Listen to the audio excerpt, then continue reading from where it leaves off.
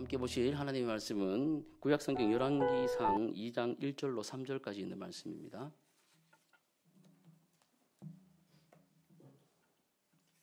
구약성경 열왕기상 2장 1절로 3절까지 있는 말씀입니다. 실내 공기를 보시면서 에어컨도 이렇게 틀어주시고 이렇게 추위도 보시고 있으면 좋겠어요.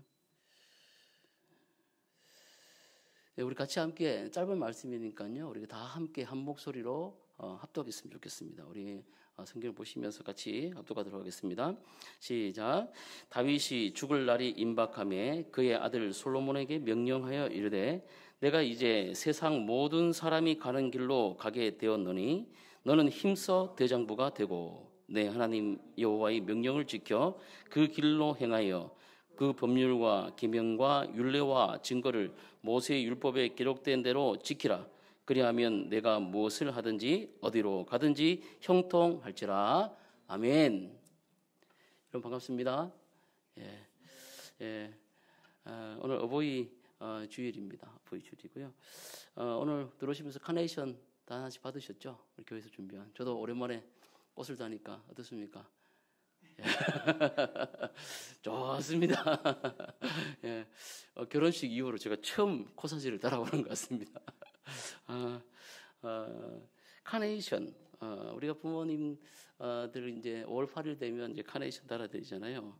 근데 카네이션의 꽃말은 사랑, 존경, 감사라는 뜻을 가지고 있어요.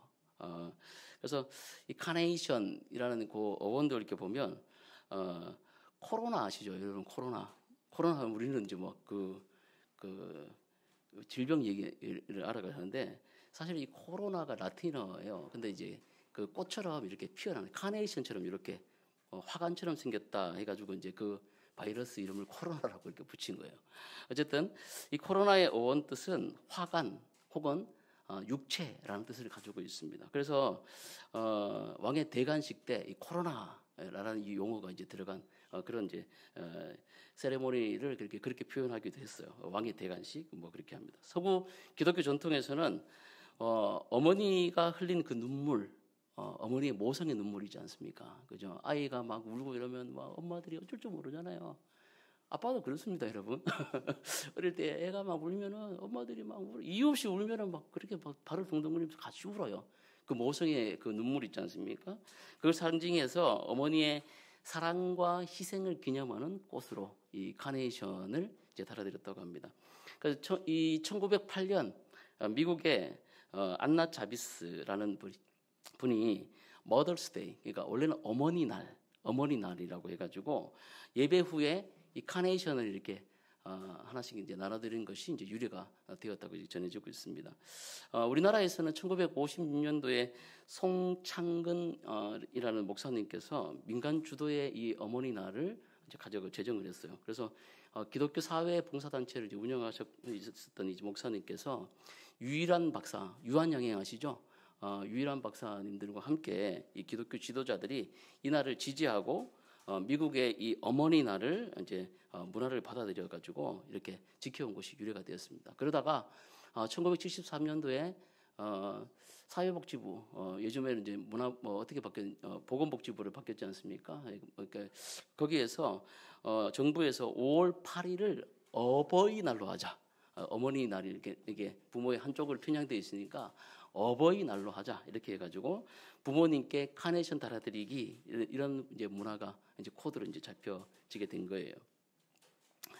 근데 우리가 신앙적으로 봤을 때 이 빨간 카네이션은 희생과 헌신의 이미지에다가 언약적 사랑, 헤세드, 하나님께서 예수 그리스도를 통하여 저와 여러분에게 주신 그 아버지의 한없고 끝없고 제한이 없는 그 헤세드의 은혜의 사랑을 상징하기도 합니다. 여러분 어떻습니까? 카네이션에 이런 깊은 뜻이 있는지 여러분 많이 아실 줄 믿고요. 그래서 무엇보다도 우리가 뭐 기도에도 아까 제가 인도하면서 말씀드렸지만 부모를 공경한다라는 것은 효에 대한 기본적인 우리 인륜의 기본적인 그런 이유이기도 합니다. 왜 그러냐? 하나님께서 우리를 창조하셨고 하나님의 그 형상대로 우리를 지음받은 저희들이 바로 이 부모를 공경한다는 것은 우리에게 주어진 그 계명을 지키는 것이다라는 것이죠. 그래서 하나님께서 우리에게 주신 그 10계명 가운데 1부터 4계명까지는 하나님을 사랑하고 5부터 10까지는 바로 내 이웃을 사랑하는 그 계명 가운데 있는데 바로 그 첫머리에 부모를 공경하라는 것을 우리가 아주 중요하게 생각해야 된다는 것입니다. 어버이 주일 하나님께서 우리에게 허락하신 부모님들에 대한 사랑과 그 은혜를 우리가 감사하고 이번 주간에 이렇게 좀 전화도 자주 드리고 그죠? 안 하든 사랑합니다라는 표현도 좀 하시고 그랬으면 좋겠다라는 생각이 듭니다. 여러분 다짐하십니까? 결정하십니까? 이번 주에 그렇게 한번 해보시기를 주의 이름으로 축복합니다. 여러분 어쨌든 오늘 받았던 이 카네이션, 우리가 달아드렸던 이 카네이션은 하루면 시들고 감사의 메시지도 곧 식상하게 되어질 때가 있어요. 뭐 가족 카톡에도 감사합니다 하지만 그게 타임라인 따라 가지고 어떻게 돼요? 몇 시간만 지나면 밑으로 쫙 쳐지지 않습니까? 이제 그렇게 된다는 거예요. 그러나 여러분 부모가 자녀에게 남기는 믿음의 유산 말입니다. 믿음의 유산은 세대를 넘어 또 영원히 열매 맺게 하는 줄 믿습니다. 그렇죠?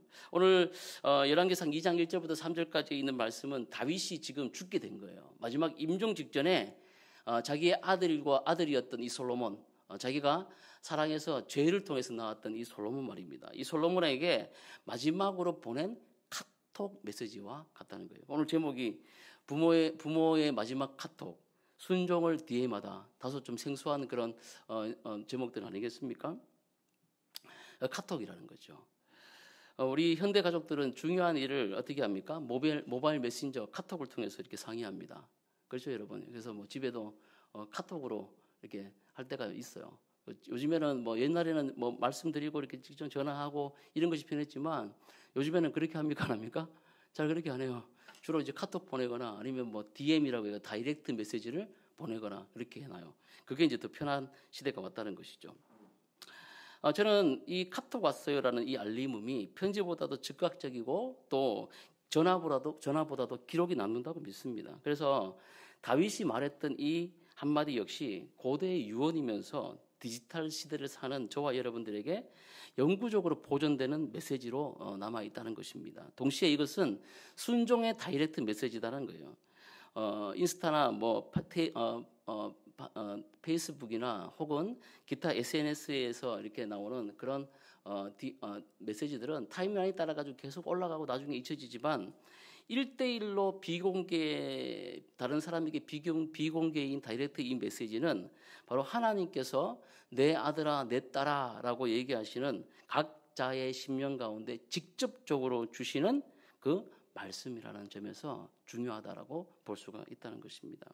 그래서 다윗이 솔로몬에게 그리고 솔로몬에게 했던 이 DM 메시지는 즉 우리 자신들에게 지금 저와 여러분들에게 주시는 성령의 메시지와 같다는 거예요. 그래서 우리는 오늘 이 말씀을 통해서 다윗이 평생에 체득한 하나님을 향한 그 지식을 어떻게 한 줄 메시지로 물려주게 되었는지 그게 카톡 아닙니까? 그리고 그 메시지가 오늘 우리에게 어떤 순종을 요구하는지 그게 다이렉트 메시지예요. 그게 어떻게 우리에게 순종을 요구하는지를 오늘 말씀을 통해서 같이 살펴보려고 합니다.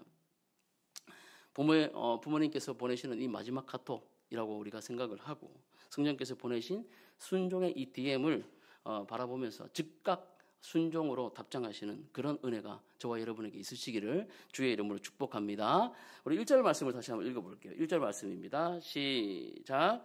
다윗이 죽을 날이 임박하매 그의 아들 솔로몬에게 명령하여 이르되 아멘.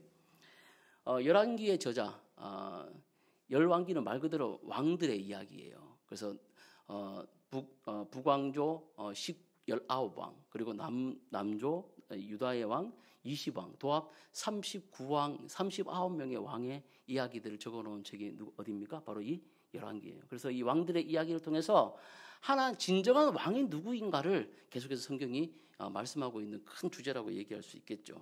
자, 중요한 것은 이 다윗의 이야기에 이르러서 이제 이 장면은 어떤 장면입니까? 다윗이 죽을 날이 가까이 왔다. 죽을 날이 임박했다라는 것을 지금 서두로 이 말씀을 열어가고 있습니다. 어떻습니까, 여러분? 죽을 날이 임박하며 다윗이 죽을 날이 임박하며 성경 기자가 다윗이 죽을 날이 임박하매라고 말했을 때 여러분 분위기가 어떤 것 같아요? 생물학적으로 이제 모든 생명이 다 됐습니다. 그리고 모든 시한이 다 끝났다는 얘기예요. 그러면 분위기가 어떨 것 같습니까? 뭔가 좀 암울하고 이제 뭐 한계에 다다랐고 뭐 이런 분위기가 되어야 되는데 여러분 아시는 그런 분위기 속에서 이 말씀을 읽어가면 굉장히 침울해지는 거예요. 근데 그렇게 보지 않기를 바랍니다. 이 말씀은 생물학적 시한이 다 됐음을 알림과 동시에 바로 하나님의 언약적 시계가 이루어지는 시간임을 동시에 알려주고 있다는 것이에요. 무슨 말입니까, 여러분? 다윗의 죽음은 끝이 아니라는 거죠. 하나님께서 다윗에게 약속하신 게 있어요. 다윗 언약이라고 하신 그 약속이 있습니까? 뭡니까? 사무엘하 7장 16절에 보면 하나님께서 다윗과 약속을 하시는 거예요. 언약을 체결하십니다. 그게 어떤 언약을 하십니까? 내 집과 내 나라가 내 앞에서 영원히 보존되고 내 왕위가 영원히 견고하리라. 이런 약속을 하나님께서 다윗에게 해주십니다. 그러니까 우리가 성경을 읽어갈 때 단순히 한 사람의 역사, 한 사람의 뭐 이걸로 교훈을 읽어가는 것이 아니라 하나님의 언약, 하나님의 약속이 어떻게 예수 그리스도를 통하여 우리에게까지 이어주고 있는 이 언약적 관점에서 이 성경을 읽어가셔야 된다는 거예요. 그렇게 보지 않으면 이건 뭐 다윗이 그렇지 않고 일반적인 교훈을 받고 끝나게 되는 거예요. 그러나 우리가 이 언약적 관점에서 이 말씀을 읽어가기 시작할 때 바로 하나님께서 약속하신 그 말씀이 지금 살아서 저와 여러분에게 예수 그리스도를 통하여 저와 여러분에게 능력 있는 말씀으로 현장 가운데 작용하게 된다는 것을 여러분 잊지 마시기를 바랍니다. 그러니까 여러분 그런 관점에서 본다면 바로 이 죽을 날이 가까이 왔다라는 것이 포기하거나 우울하거나 뭔가 어둡거나 뭐 이렇게 유언을 남기고 나는 끝이니까 네 잘 살아라 하고 이게 끝나는 그런 분위기가 아니라 어떤 분위기라는 거예요? 하나님께서 내게 약속하신 내 왕위가 영원히 견고하리라. 내가 내 집을 세워주리라 하신 그 약속의 말씀이 저는 이제 후패하여서 하나님 부르신 가운데 내가 가지만 하나님의 약속이 지금 실현되는 것을 내 눈앞에 보게 되는 놀라운 은혜의 시작이라는 것을 성경이 우리에게 알려주고 있다는 거예요. 아멘. 예. 아실 분들은 아실 줄 믿습니다. 예. 그런 거예요. 그래서 고린도 후서에 보면 4장 16절에 보면 바울 사도가 이런 말을 하지 않습니까? 그러므로 우리가 낙심하지 아니하노니 겉사람은 후패하나 우리의 속은 날로 어떻게 말해요? 새롭도다 얘기해요. 새롭도다. 무슨 말입니까, 여러분? 늙어가잖아요. 저도 보니까 요즘에 아내가 탈모약을 사줬어요. 그래서 머리에다 이렇게 발라주고 하는데 머리가 여기 보면 이거 빠집니다. 뭐 후루룩 떨어지는데 가슴이 아파요. 왜 벌써 이렇지 하고 막 여기 또 우리 형님은 흰머리가 아주 멋있게 나신 분이 또 우리 형님이신데 근데 저는 흰머리가 희끗희끗 나가지고 보기가 싫어. 그래서 이럴 때마다 좀 이제 이게 벌써 제 나이가 이제 50이 다 돼가니까 아직 좀 창창하죠. 그런데도 이게 좀 후패되는 느낌이 나더라고요. 또 예전에는 이 옷을 보고 제 맨몸을 이렇게 보면 아름답다 이렇게 느꼈는데 요즘은 빨리 샤워하고 수건으로 가리기 급급합니다. 그래요. 근데 여러분 요즘에 느끼는 것은 무엇입니까? 저희 설교 가운데도 계속 그런 말씀들을 나누고 있지만 하나님이 누구신지를 알아가는 거예요. 기복적인 신앙, 그죠? 막 예전에 이렇게 뭐 성경을 조금 알고 막 얘기하던 그런 모습들이 아니라 하나님이 이런 분이시구나. 내 일상을 통해서 그리고 내게 주어진 그런 삶을 통해서 하나님께서 나에게 이렇게 일하시고 계시는 건가를 내가 깨닫는 그런 나이가 되어가고 있다는 점에서 뭐 어떻게 얘기합니까? 그래서 여러분 곱의 모습은 청년 때처럼 그렇게 아름답지는 않지만 점점 늙어가겠죠. 또 희끗희끗 흘러가고 머리가 다 빠질 수도 있겠죠. 또 병이 들어 아플 수도 있겠죠. 그러나 뭡니까? 내 속사람은 어떻게 돼요? 날로 하나님을 아는 지식 가운데 새로워지는 줄로 믿습니다. 예, 여러분들도 마찬가지예요. 우리 성도님들도 여러분의 삶이 여러분들에게 계속 후퇴하는 모습으로 다가올 수도 있을 줄 모릅니다. 아파트가 계속 줄어들 수도 있고요. 여러분의 건강이 나빠질 수 있습니다. 또 여러분이 기대하는 것만큼 여러분 살아내지 못할 그런 삶들을 살아갈 수도 있어요. 그러나 여러분, 그런 삶 가운데 하나님을 만나고 하나님의 역사를 깨닫고 성경에서 말씀하시는 뜻이 여러분 삶 가운데 재현되는 것을 여러분 바로 알게 될 때 하나님을 아는 지식 가운데 여러분 새롭게 되어지는 줄 믿으시기를 바랍니다. 그래서 여러분 예수 믿는 믿음 안에 있다는 것은 바로 천국을 소유했다는 것은 바로 이런 약속을 믿는다는 것을 의미하는 거예요. 예. 하나님, 저는 계속해서 후패하십니다. 이제 주님께 저를 부르신 날이 얼마 남지 않았죠. 하지만 하나님, 저에게 약속하여 주신 너의 믿음을 통하여 내 자손들에게 나의 할 일을 보여주리라. 성경에 그렇게 나와있는 이 약속의 말씀처럼요, 내가 내 집과 내 왕위를 영원히 보존하게 해주겠다. 떵떵거리며 잘 살겠다 이런 얘기 아니라 하나님의 계획을 너의 자손 만대까지 내가 이루게 하리라는 이 약속이 이루어지는 것을 보게 된다는 것입니다. 이게 바로 놀라운 은혜라는 거예요. 여러분의 가정 가운데 여러분들도 이런 삶을 살아내시기를 주님의 이름으로 축복합니다. 예, 언약적 사랑, 언약적 믿음 안에 여러분 승리하시기를 주의 이름으로 축복합니다. 자, 바로 이어지는 말씀이 뭐예요? 내가 2절 말씀 한번 읽어봅시다. 시작. 내가 이제 세상 모든 사람이 가는 길로 가게 되었노니 너는 힘써 대장부가 되고. 아멘.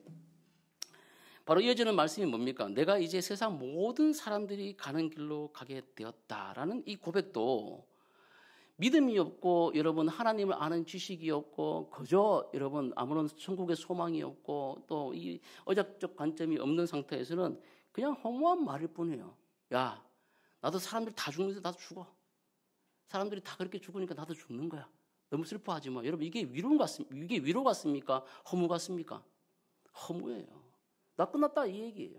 그러나 여러분, 히브리어에서의 이 모든 사람이 가는 길, 이 성경에서 말씀하는 이 모든 사람이 가는 길은 땅에 존재하는 모든 자가 통과하는 길이라는 점에서 상투적인 표현 같지만 이 말씀 속에서 오늘 이 열왕기상 2장에 있는 이 말씀 속에서 문맥적 의미로 살펴보면 나의 시대는 끝났지만 하나님의 계획은 계속된다는 신학적 선언으로 볼 수 있다는 거예요. 이것이 여러분 중요한 의미로 우리에게 다가옵니다. 예. 다윗은 자신의 인생의 결승전을 지금 통과하는 거 아니겠습니까? 결승전을 통과하면서 이 언약이라는 바통을 누구에게 지금 물려주는 거예요? 솔로몬에게 지금 넘겨주면서 한 가지 사명을 강하게 느끼고 있는 겁니다. 그게 뭡니까? 이 언약적 종말 안에서 이 종말의 소망을 가질 수 있도록 이 종말적 소망을 가질 수 있도록 만들어주는 것은 내가 경험한 하나님을 누구에게? 이 솔로몬에게 제대로 전달해 주어야 되겠다는 그런 사명을 느꼈다는 것이죠. 여러분, 소두에서 그런 말씀드렸지만 여러분 많은 부모님들의 소망이 무엇이겠습니까? 저도 이제 자녀를 낳아보고 우리 애를 키워보니까 딴 게 아니더라고요. 그냥 아이가 웃으면 좋은 거예요. 아니십니까? 애가 웃으면 좋아요. 그냥 뭐 필요 없어요. 뭐 하고 애가 그냥 찡그리고 있고 울고 있고 그러면 저도 덩달아 마음이 너무너무 안 좋은 거예요. 단순합니다. 부모님들의 소원은 단순해요. 자녀들이 여러분 잘 재밌게 살아가는 거예요. 이 땅 가운데 잘 재밌게 살아가는 것. 물론 오늘도 뭐 꽃을 달아주고 하니까 기분은 좋습니다. 아니가 꽃 달아주고 뭐 이렇게 편지도 써주고 우리 아이는 맨날 저한테 종이 쪽지를 많이 줘요. 선물이라고 주는데 여러분 그런 것들을 받을 때 기분이 좋습니다. 좋은 음식과 특별히 요즘에는 용돈, 그죠? 뭐 용돈도 보니까 뭐 케이크 막 이러면 막 쫙 나오더라고. 저는 계산이 빨라가지고 막 셀 때마다 나오는 게 재밌는 게 아니고 돈이 얼마인가 세는 게 재밌어요. 몇 장이 들었나. 그래서 총을 막 써. 그럼 막 이렇게 나가고 폭주처럼 나가고. 돈을 받는 것도 좋죠. 기쁨이 있죠.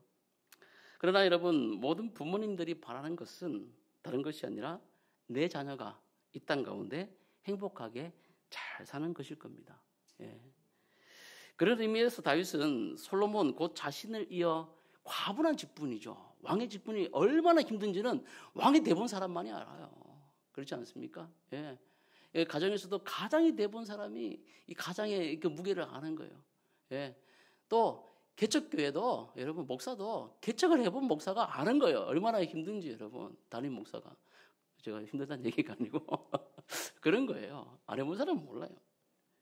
그런 의미에서 다윗은 자기가 가지고 있던 이 왕이 영광과 여러분 존경의 그런 왕위가 아니라 고난과 얼마나 걸어갈 그 인생의 길이 이 솔로몬이 앞으로 걸어갈 길이 얼마나 힘든 길임을 알기에 다윗 솔로몬에게 어떻게 얘기하고 있습니까? 이 하나님의 언약을 이어받는 것이 곧 네가 행복하게 살아가는 것이라는 것을 알고 지금 전달해 주려고 하고 있는 거예요. 사랑하는 여러분, 여러분은 어떤 부모가 되시기를 원하십니까? 어떤 유산을 남겨주시기를 원하십니까? 여호와의 언약 신앙을 넘겨주시기를 주님의 이름으로 축복합니다. 예, 우리 역시 제한된 인생 속에서 언약의 계주자들이에요. 계주라는 것은 계속 이어받는 것을 얘기하지 않습니까? 부모 세대가 자녀 세대에게, 또 내 자녀 세대가 계속해서 그 다음 세대에게 신앙을 계승하는 것이 중요하다는 것을 의미합니다. 부동산이나 적금이나 뭐 돈을 물려주는 것도 중요하죠. 중요합니다. 저는 예전에 돈을 많이 보십시오. 그래서 사회에 다 환원하십시오 그랬는데 요즘 좀 생각이 바뀌었습니다. 그게 아니라 돈을 보시고 적법적인 방법으로 자녀들에게 잘 물려주시되 그 자녀가 이 돈을 잘 쓸 수 있도록 그렇게 교육하시기를 바랍니다. 이렇게 가르쳐 줍니다. 예. 돈이 없이 막 그렇게 시작하는 것보다 유대인들처럼 어느 정도 시드머니를 만들어서 이 자녀가 잘 시작할 수 있도록 밑바탕을 해주는 것도 부모 세대의 한 책임이라고 저는 생각하고 있습니다. 그게 또 성경적이고요. 예, 또 그러나 이 부모 세대가 또 하나의 또 중요한 일은 무엇이냐면 그 자녀가 그 금융 재산에 대해서 제대로 알 수 있도록, 제대로 이 재산을 제대로 잘 쓸 수 있도록 성경적으로 잘 지도하고 하나님 안에서 그 자녀가 잘 자라날 수 있도록 그렇게 지도하는 것이 또한 부모의 또 의무라고 저는 봅니다. 자, 그런 관점에서 어쨌든 그런 부동산이나 예금, 적금 또 혹은 뭐 돈들을 또 물려주는 것도 중요하지만 하나님의 약속이 반드시 이루어진다는 이 언약적 증언을 자기의 삶을 통하여 자녀들에게 물려주는 것이야말로 다른 1억만큼, 몇백억만큼의 재산을 물려주는 것보다 훨씬 더 중요한 유산이라는 것을 여러분 기억하시기를 바랍니다. 자, 그래서 이제 계속해서 이제 다윗이 말씀하고 있지 않습니까? 솔로몬에게 어떻게 얘기합니까? 2절 하반절에 보면 뭐라고 얘기해? 첫 번째, 너는 어떻게 하라? 힘써 뭐하라? 대장부가 되라고 이렇게 말씀하고 있어요. 다윗은 솔로몬에게 힘써 대장부가 되라고 얘기합니다. 대장부. 여기에 힘써라고 얘기하는 이 힘써는 여호수아에게 모세가 여호수아에게 말씀했던 그 강하고 담대하라고 얘기했던 그 강하고 담대함의 표현과 동일하다고 볼 수 있습니다. 그래서 힘써라는 것을 어떤 대장부가 되도록 힘써라, 노력해라 이런 용어로 볼 수도 있지만 이 힘쓰라는 것을 단순히 어떤 힘을 들이고 근육을 불리고 또 네가 가지고 있는 능력들을 키워나가라는 것이 아니라 여호와의 힘에 붙들려라는 뜻을 가진다고 볼 수가 있어요. 어떻게 얘기한다고요? 그러니까 힘써, 너 힘써야 돼, 대장부가 돼야 돼 라고 이렇게 얘기하는 이 힘써 안에는 뭐 어떤 내용이 들어있다고요? 이 힘써는 네가 여호와의 힘에 강하게 붙들려야 된다. 한번 따라합시다. 여호와의 힘에 강하게 붙들려라. 예. 하나님의 손에 붙들린 자가 되라라는 뜻을 가지고 있다는 거예요. 그게 뭐다? 힘써예요. 힘써. 이어지는 대장부라는 말은 단순한 남성이라는 표현이 아닙니다. 여기 나오는 이 대장부라는 것은 창세기 2장 24절과 그리고 고린도전서 16장 13절에 보면 창세기 2장 24절 말씀은 결혼에 대한 말씀이잖아요. 바로 부모를 떠나, 그죠? 남자와 여자가 둘이 만나 어떻게 된다? 바로 한 가정을 이루게 된다는 그런 말씀이죠. 그죠? 그래서 책임 있는 한 개체의 가정을 이루는 그런 단독 개체로서 의미를 가지고 또 고린도전서 16장 13절 말씀 보면 깨어 믿음에 굳게 서서 남자답게 강건하라고 이렇게 말씀하고 있거든요. 거기 나오는 이 말씀은 바로 남자가 남성성을 가지고 있으니까 남자답게 돼야 된다 이런 말을 하는 게 아니라 굳건하게 말씀 위에 서 있는 그런 의지를 얘기하는 거예요. 다시 말하면 이것을 종합해 보면 언약적 책임을 짊어진 성숙한 사람이 되어가라는 것을 의미하고 있습니다. 이해가 되십니까? 예, 하나님의 약속을 단순히 받는 게 아니에요. 이 말씀을 어떻게 하는 겁니까? 내가 정말 힘써 여호와의 힘에 강하게 붙들려 자기 의지에 붙들리는 게 아니라 하나님께서 나를 강하게 붙들어 주심으로 말미암아 하나님의 약속을 책임지고 이어갈 여러분의 가정 안에서 여러분의 지어진 여러분의 삶의 터전 안에서 이 책임을 짊어지고 가는 성숙한 사람으로 되어져 가라는 것을 말하고 있습니다. 얼마나 여러분 중요한 말인지 아니에요. 중요한 말인지 몰라요. 동아시아 문화권, 즉 우리나라에서도 대장부라는 것은 명자에 나오는 말이죠. 이 대장부라고 얘기했을 때 뭔가 호연지기, 대의를 향한 그런 결기를 얘기할 수 있어요. 그래서 뭐 대권에 나간다든지, 뭐 반장 선거에 내가 나간다든지, 여러분 그런 기업을 향해서 내가 어떤 기업을 포부를 밝힌다든지 이럴 때 호연지기, 기계 얘기하고 결기 얘기하면서 그렇게 얘기하는 것을 떠올릴 수가 있습니다. 그러나 제가 아까 말씀드렸지 않습니까? 성경에 말하는 대장부는 그런 대장부가 아니에요. 성경에 말하는 이런 대장부는 혹이나 혈기나 우쭐대는 그런 영상이 아니라는 말이에요. 뭡니까? 자기의 연약함을 하나님 앞에 인정하는 거예요. 첫째가 하나님, 저는 아무것도 아닙니다. 저는 아무것도 아닙니다. 하나님, 제가 할 수 있는 것은 아무것도 아니라는 것을 하나님 앞에 그리고 사람 앞에서 인정하는 거예요. 그리고 말씀의 순복함으로 담대해져 가는 사람을 대장부라고 얘기하는 것입니다. 예. 발버둥 치다가 실수할 수 있죠. 넘어질 수 있죠. 자빠링할 수 있습니다. 말대로 넘어질 수 있습니다. 그런데 그걸 가지고 숨기고 하는 게 아니라 다윗처럼 말입니다. 하나님 앞에 침상을 띄우며 회개하고 어떻게 합니까?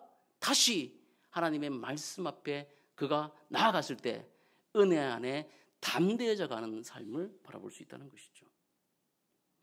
그래서 여러분, 힘써 대장부가 되라고 한 거예요. 힘써라는 이 문법상 의미는 미완료형을 씁니다. 그러니까 한번 의지적 결단을 계속하는 게 중요한 게 아니라 이제 하나님 앞에 붙들려야지, 하나님 앞에 순종해야지 라고 얘기하는 것이 아니라 지속적으로 계속해서 여러분 결단해 나가는 것을 의미하는 겁니다. 왜요? 저와 여러분이 불완전하기 때문에. 이미 구원받았지만 아직 완성되지 않는 삶을 살아가고 있는 저와 여러분들이기 때문에 어떻게 얘기합니까? 우리는 힘써야 되는 거예요. 힘써야 되는 거예요. 지속적 의지적 결단을 계속해 나가야 된다는 것이죠. 신앙생활 3, 40년 하신 분들에게는 이런 얘기들이 귀 잘 안 들을 수 있어요. 근데 여러분, 우리의 마음을 고기처럼 연하게 다듬으시기를 주의 이름으로 축복합니다. 한번 용기를 내보라가 아니라 매일 매순간 하나님의 능력 안에서 뿌리 내리는 그런 루틴이 중요하다는 거예요. 반복적 루틴이 중요하다는 거예요. 다윗의 인생 자체가 그런 인생을 보여주지 않습니까? 오늘 라디오를 켜고 오고 있는데 모 교회 어떤 목사님이 설교를 하시더라고요. 저도 설교 듣고 오는데 빨리 끄고 싶더라고. 뒤에 할인이가 있고 이런데 이거 찌르는 말씀 너무 하는 거예요. 그래서 아이에게 밥 먹을 때 아빠 부모들이 이렇게 핸드폰 보고 있으면서 아이가 핸드폰 좀 줘봐요 이랬더니 밥 먹을 때 핸드폰 보는 거 아니야 이렇게 얘기했다. 그러니까 아이가 엄마 아빠는 할 거 다 하면서 왜 나한테는 안 보여주는 거야 이러면서 뭐라고 얘기하지 않습니까? 부모님들의 행동을 아이가 그대로 따라하기 때문에 여러분들의 삶이 곧 말씀의 거울점이 될 수 있도록 여러분 그렇게 살아가십시오 하는데 빨리 라디오를 끄고 싶더라고. 우리 애 때문에 여러분, 다윗의 인생은요, 그 자녀들에게 하나님의 말씀을 비춰내는 거울이었어요. 그죠? 이 골리앗 앞에서 어떻게 힘썼습니까? 만군의 여호와의 이름으로 달려갔지 않습니까? 성경에는 다 나오지 않지만 총각 때도 그랬지만 여러분 다윗이 왕권을 잡고 그렇게 살아갈 때 그 자녀들이 우리 아버지 다윗 왕이 어떻게 정치를 했는지 다 보고 있었잖아요. 하나님을 어떻게 섬겼는지 다 보고 있었잖아요. 유다에서 7년 그리고 전 이스라엘에서 33년 도하 40년을 그가 정치하면서 어떻게 위기 가운데 그가 하나님을 섬겼고 어떻게 하나님께 예배했고 어떻게 그가 정치했는지를 다 보고 있었다는 거예요. 여호와의 이름을 힘써 붙들었을 때 승리했습니다. 그런데 여러분 밧세바 사건 때는 어떻게 됐습니까? 여호와의 힘에 붙들리지 않으니까, 힘쓰지 않으니까 욕망을 제어하지 못해 어떻게 됐습니까? 쓰러졌고 자기의 충복들 우리아를 죽이는 그런 비참한 결과를 맞이하잖아요. 그러나 시편 51편에 정직한 영을 새롭게 하소서 하며 다시 힘써 여호와의 손에 붙들려 다시 하나님 앞에 정직하게 회개하고 나아갔을 때 그는 다시 은혜 안에서 강건하게 됐다는 것을 우리가 다 알 수 있습니다. 다윗이 이스라엘 실패와 회개의 궤적이 솔로몬에게 주는 메시지는 당연한 거예요. 그러니까 내 아들아 힘써 대장부가 되라는 이 단순한 하나의 문장이 아니라 솔로몬은 어떻게 봤습니까? 다윗의 인생을 다 보고 있습니다. 자기 엄마 밧세바가 어떻게 다윗과의 관계에서 자기가 나왔는지 알았을까요? 몰랐을까요? 다 아는 거죠. 다 아는 겁니다. 그때 다윗이 어떻게 했다는 것을 다 알고 있는 거죠. 힘써 하나님을 찾고 힘써 말씀에 순종하며 힘써 기도함으로 승리하는, 그래서 일상을 살아가는, 그래서 하나님이 주시는 내적 근육이 단단해져서 강하고 담대한 성숙과 책임감을 지닌 언약적 어른이 되기를 주문하고 있는 거예요. 예, 단순하게 얘기하는 게 아니라요. 그럴 때 여러분 하나님 안에서 실패해도 다시 일어설 수가 있는 것입니다. 그럴 때 여러분 힘쓸 때 하나님의 손에 붙들리도록 힘쓸 때 하나님의 은혜 안에서 두려워하지 않게 된다는 것입니다. 여러분 힘써 대장부가 되시기를 주의 이름으로 축복합니다. 다윗은 마지막 절에 3절 말씀을 한번 봅시다. 3절을 한번 읽어보도록 하겠습니다. 시작. 내 하나님 여호와의 명령을 지켜 그 길로 행하여 그 법률과 계명과 율례와 증거를 모세의 율법에 기록된 대로 지키라. 그리하면 내가 무엇을 하든지 어디로 가든지 형통할지라. 아멘. 우리 눈에 딱 들어오는 것은 뭐가 딱 들어옵니까? 성경을 딱 보면 기가 막히게 그 워딩이 딱 들어와요. 저는 딴 것보다도 형통하리라. 할렐루야. 이거만 보면 그렇게 좋을 수가 없어요. 형통하리라. 예. 근데 여러분 그 앞절이 중요하다는 거죠. 지켜 행하라가 조건적으로 달려있다는 거예요. 근데 뭘 지켜야 됩니까? 자기 신념, 자기 의지, 자기의 어떤 그 목표 그걸 지켜갑니까? 아니죠. 이게 뭐라 합니까? 분명히 법률과 계명과 율례와 증거. 한번 따라합시다. 법률과 계명과 율례와 증거. 예, 이거를 어떻게 지켜 행하면 네가 어디로 가든지 뭐한다? 형통하리라고 딱 얘기하는 거예요. 답은 나와 있어요. 근데 여러분 법률, 계명, 율례, 증거 지금 다윗이 숨 넘어가기 바쁜데 여러분 따로 이렇게 얘기했다는 거죠. 그죠? 하나만 얘기하는 것이 아니라 너 하나님의 계명 잘 지켜 이러면 되는데 너 법률과 계명과 율례와 증거를 잘 지켜. 그러면 어디로 가든지 하나님이 너 형통하게 해줄 거야. 아멘. 이렇게 지금 얘기하고 있는 거예요. 그러면 여러분 이 법률과 계명과 율례와 증거가 뭐냐? 따로 된 것 같지만 사실은 이 모든 것이 여호와의 길이라는 거예요. 하나님의 방법이라는 거죠. 하나님의 법이라는 거예요. 법률은 여러분 재판, 권리, 형벌 같은 사회 정의의 질서를 얘기하는 겁니다. 그래서 출애굽기 22장에 보면 객과 고아와 과부를 억압하지 말라라고 얘기하는 이런 것들이 법률이에요. 법률. 요즘에 뭐 법률과 이런 것들은 다 우습게 하는 그런 시대가 돼가지고 참 저도 제가 살고 있는 동네에 막 이렇게 뭐 플랜카드 막 붙여놓은 거 뭐 이상한 글을 막 붙여놨길래 제가 그 시청에다가 신고를 했습니다. 초등학교야 그거 좀 떼라고 정치 문구 좀 안 봤으면 좋겠다고. 어른들이 지금 저는 뭐 각 땅을 떠나가지고 너무 심한 거예요. 그래서 뭐가 뭐 사법적 정의였다 뭐 어떨 때는 뭐가 또 사법적 정의 뭐가 사법적 정의 그런데 이제 제발 좀 저런 선전 문구 떼십시오. 초등학교 앞에 애들이 가면서 뭘 배우고 있습니까? 해놨더니 민원 받으시는 분도 그렇죠 하니까 저도 할 말이 없더라고. 여러분 법을 지키는 게 중요한 거예요. 법. 하나님께서 정한 그 법률적 공의를 지켜가는 그런 삶. 그게 중요하다는 거죠. 여러분 계명은 뭡니까? 하나님이 직접적으로 하라 하지 마라고 한 그런 형식으로 주신 구체적인 명령 말입니다. 그러니까 시행법이 있다면 시행령이 있지 않습니까? 법에도 그죠? 시행령이 있고 시행 규칙이 있고 또 이게 각 조례로 나온다든지 뭐 그런 게 또 나오잖아요. 뭐 이런 원리로 보시면 될 것 같아요. 십계명, 원수 사랑에 대한 그런 계명들, 그런 명령들이잖아요. 이 계명을 꼭 지키라. 하라와 하지 말라고 된 그런 말씀들이 바로 계명이라고 볼 수 있는 거죠. 율례와 규례는 뭡니까? 제사법, 정결법, 음식적 규례. 그러니까 하나님께 나아가 예배드리는 그 모든 것도 레위기법에 정해진 대로 이렇게 드리게 돼 있는 거예요. 부모님을 사랑하는 방법 있잖아요. 부모님께 전하는 방법, 이것도 마음대로 막 말하는 게 아니라 정해진 그 규칙이 있다는 거예요. 이해되십니까, 여러분? 예. 하나님 앞에 막 마음대로 지멋대로 가가지고 막 하고 싶으면 하고 안 하고 싶으면 나 하나님 사랑합니다 하고 막 이상한 짓을 하는 게 아니라 성경에 정해진, 그래서 너 하나님 앞에 나아갈 때 재물을 이런 식으로, 그리고 하나님 앞에 나아갈 때 네 마음을 이런 태도로, 그리고 하나님 앞에 드릴 때 시간은 이렇게 지키라는, 장소는 어떻게, 그리고 그 안에 들어지는 모든 내용들은 이렇게 하나님 앞에 드리라는 그런 규칙이 정해져 있는 겁니다. 하등 종교를 갈수록 지멋대로 해요. 지 감정 나오는 대로. 그러고 나서 카타르시스 가운데 막 들어가고 나가지고 나는 은혜 받았다 얘기하는 그런 엄청난 짓을 하는 거죠. 그러나 여러분, 우리는 분명히 정해진 뭐가 있습니까? 텍스트가 있어요. 말씀이 있어요. 하나님의 규칙이 있다는 거예요. 증거가 또 있습니다. 증거는 뭡니까, 여러분? 구원의 사건을 기억해내는 우리의 삶을 통해서 연상케 하는 그런 기념적 규례들을 얘기하는 거예요. 예를 들면 유월절, 초막절, 뭐 이런 절기들을 얘기하는 것이죠.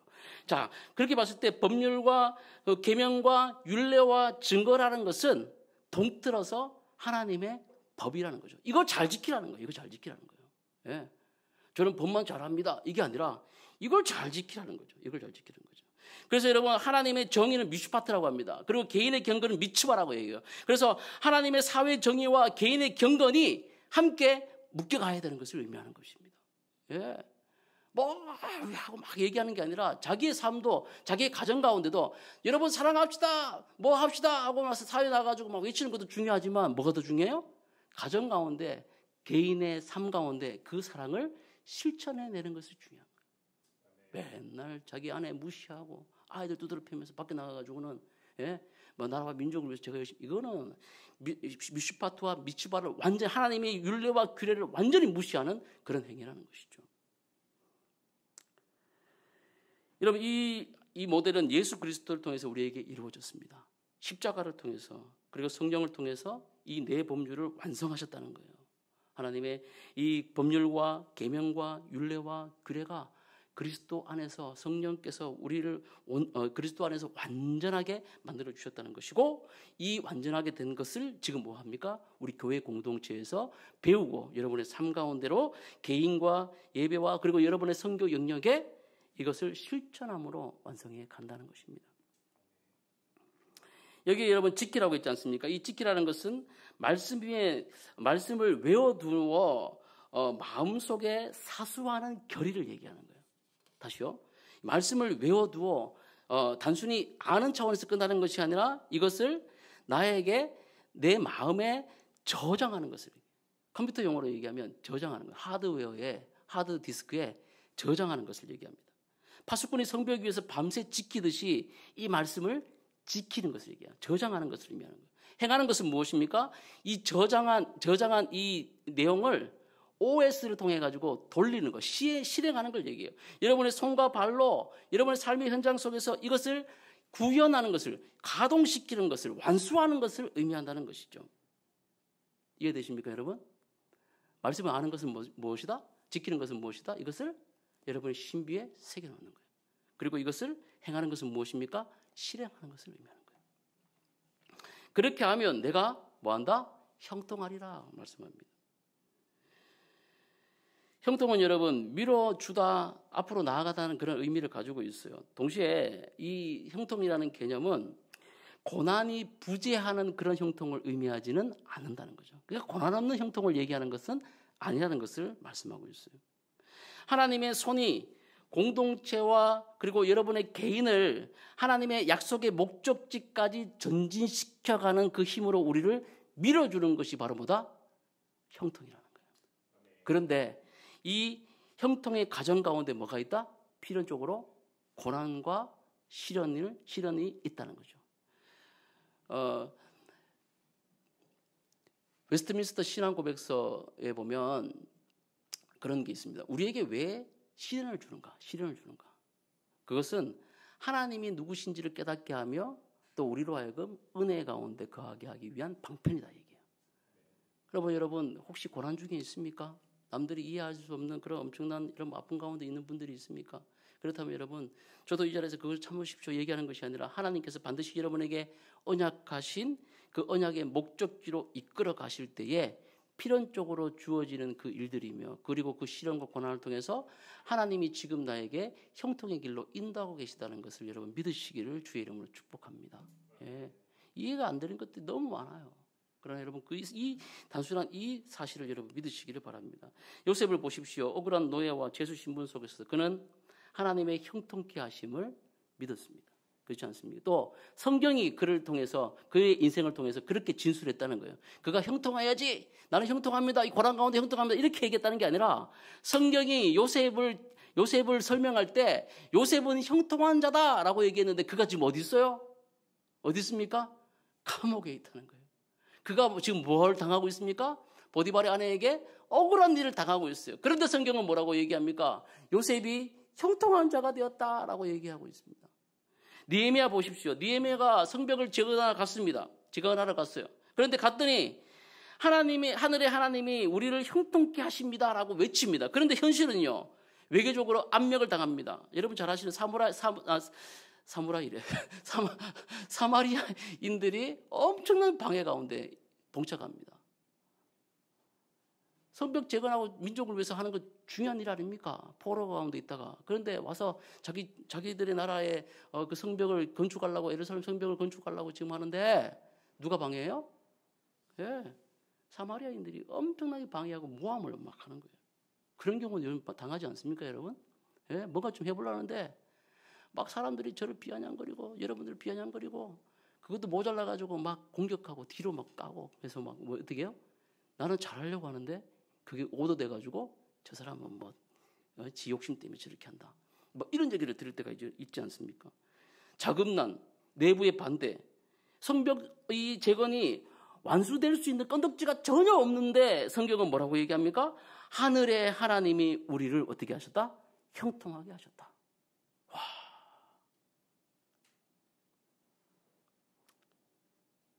그래서 여러분 열왕기상 2장 3절에 이 다윗이 솔로몬에게 주었던 말씀을 지켜 행하면 내가 하는 모든 일이 형통하리라는, 솔로몬아, 너 하나님 말씀 잘 지키면 네 앞에 그 적군도 없고 원수도 없고 고난도 없고 아무것도 없고 넌 탄탄대로가 네 앞에 열릴게, 이게 아니라 고난 속에도 솔로몬아, 네가 이것을 잘 지켜 행하면 아버지의 인생 봤지? 아버지 인생 봤지? 아버지도 힘들 때가 있었어. 죽고 싶을 때가 있었어.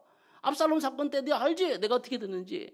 그렇게 어려움 속에서도 하나님이 내게 약속한 너에게 이 왕위를 물려주는 것처럼 너도 그런 고난 속에서 언약을 하나님께서 추진시켜 줄 거야. 완수시켜 줄 거야. 그러니 하나님의 말씀을 잘 지켜라. 그렇게 말하는 거예요.